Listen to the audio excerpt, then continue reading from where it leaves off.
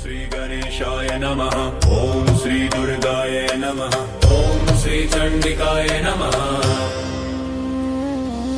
ओम त्रिनेत्रां दशभुजां दुर्गां सर्वाभरणभूषितां सिंहारूढां महाशक्तिं चंडिकां प्रणमाम्यहम्। ओम दुं दुर्गायै रक्ष रक्ष सर्वतो माम्।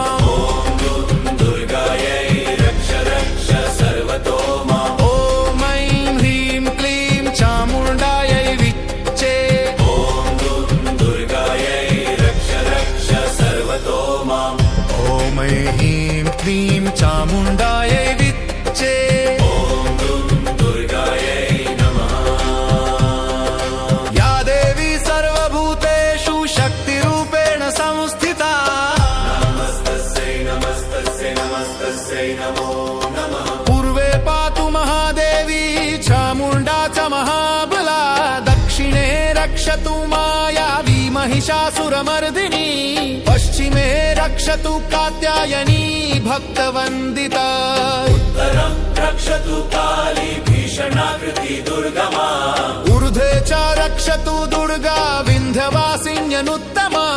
अधस्तात् रक्षतु चामुण्डा पातालवासिनी सदा। अष्टासु दिक्षु रक्षतु देवी सर्वशस्त्रधरा सदा। स्वप्ने जागृति गच्छन्तं स्थितं पश्यन्तमेव च चलन्तं सर्वथा रक्षेत् दुर्गा दुष्टविनाशिनी।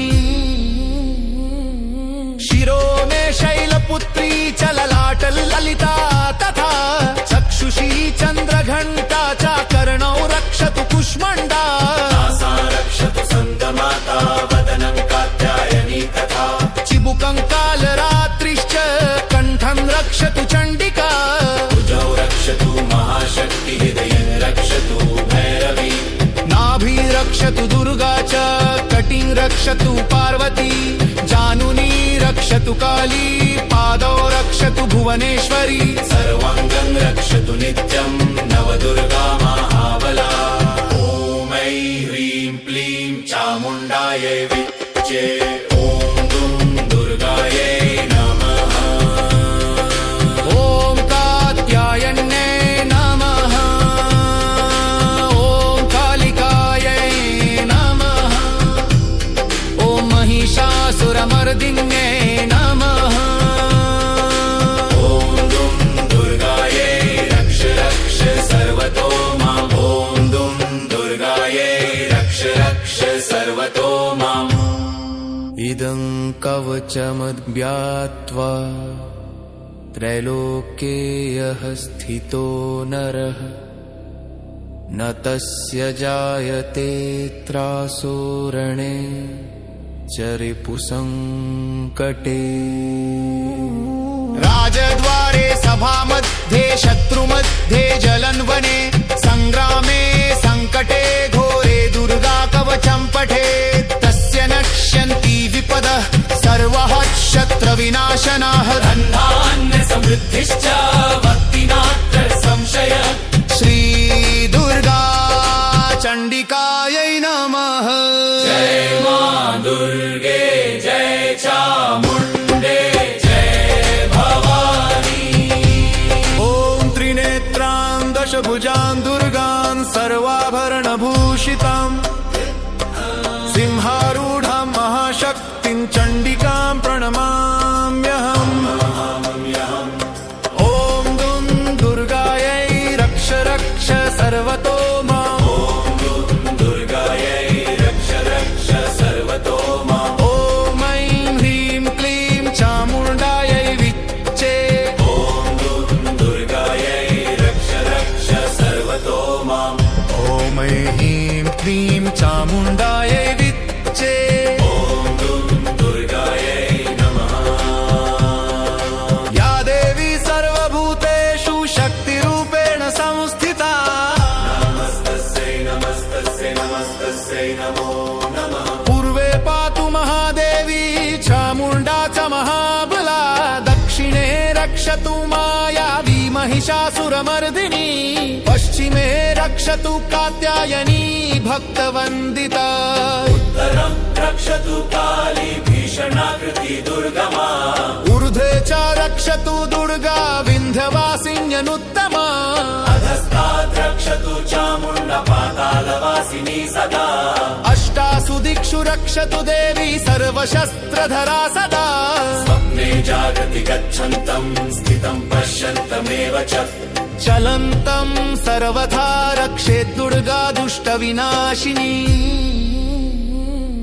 शिरो मे शैलपुत्री च ललाटललिता तथा चक्षुषी चन्द्रघण्टा च कर्णौ रक्षतु कुष्मण्डा सा रक्षतु स्कन्दमाता वदनं कात्यायनी तथा चिबुकं कालरात्रिश्च कण्ठं रक्षतु चण्डिका भुजौ रक्षतु महाशक्ति हृदयं रक्षतु भैरवी नाभि रक्षतु दुर्गा च कटिं रक्षतु पार्वती जानुनी रक्षतु काली पादौ रक्षतु भुवनेश्वरी सर्वाङ्गं रक्षतु नित्यं नवदुर्गा महाबला ॐ ऐं ह्रीं क्लीं चामुण्डायै विच्चे ॐ दुं दुर्गायै नमः ॐ कात्यायन्यै नमः ॐ कालिकायै नमः ॐ महिषासुरमर्दिन्यै नमः ॐ दुं दुर्गायै रक्ष रक्ष सर्वतो माम् ॐ दुं दुर्गायै रक्ष रक्ष सर्वतो माम् इदं कवचमद्व्यात्वा त्रैलोक्येयः स्थितो नरः न तस्य जायते त्रासो रणे च रिपुसङ्कटे राजद्वारे सभामध्ये शत्रुमध्ये जलन्वने सङ्ग्रामे सङ्कटे घोरे दुर्गा कवचं पठेत् तस्य नश्यन्ति विपदः सर्वः शत्रुविनाशनाः धन्धान्य समृद्धिश्च भक्तिनात्र संशयः श्रीदुर्गा चण्डिकायै नमः जय मा दुर्गे जय चामुण्डे जय भवानी ॐ त्रिनेत्रां दशभुजां दुर्गां सर्वाभरणभूषिताम् सिंहारूढां महाशक्तिं चण्डिकां प्रणमाम्यहम्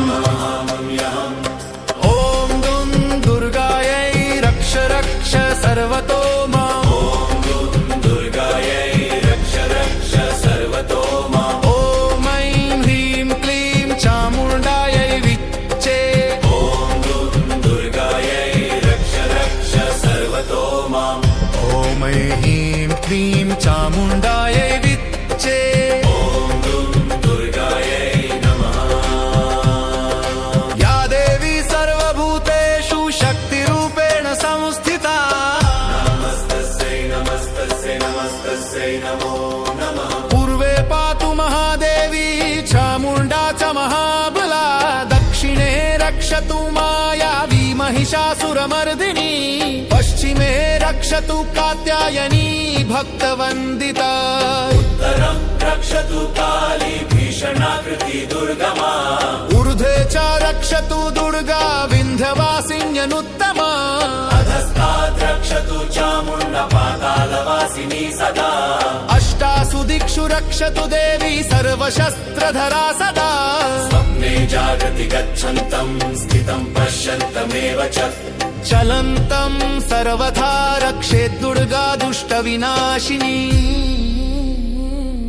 शिरो मे शैलपुत्री च ललाटललिता तथा चक्षुषी चन्द्रघण्टा च कर्णौ रक्षतु कुष्मण्डा सा रक्षतु स्कन्दमाता वदनं कात्यायनी तथा चिबुकं कालरात्रिश्च कण्ठं रक्षतु चण्डिका भुजौ रक्षतु महाशक्ति हृदयं रक्षतु भैरवी नाभि रक्षतु दुर्गा च कटिं रक्षतु पार्वती जानुनी रक्षतु काली पादौ रक्षतु भुवनेश्वरी सर्वाङ्गं रक्षतु नित्यं नवदुर्गा महाबला ॐ ऐं ह्रीं क्लीं चामुण्डायै विच्चे ॐ दुं दुर्गायै नमः ॐ कात्यायन्यै नमः ॐ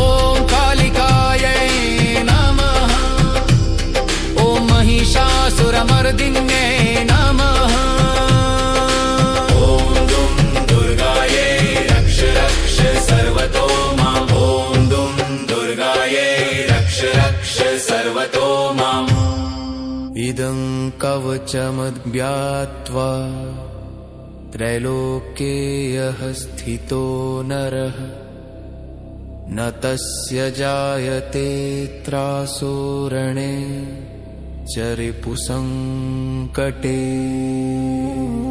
राजद्वारे सभामध्ये शत्रुमध्ये जलन्वने सङ्ग्रामे सङ्कटे घोरे दुर्गा कवचं पठेत् तस्य नक्ष्यन्ति विपदः सर्वः शत्रविनाशनाः।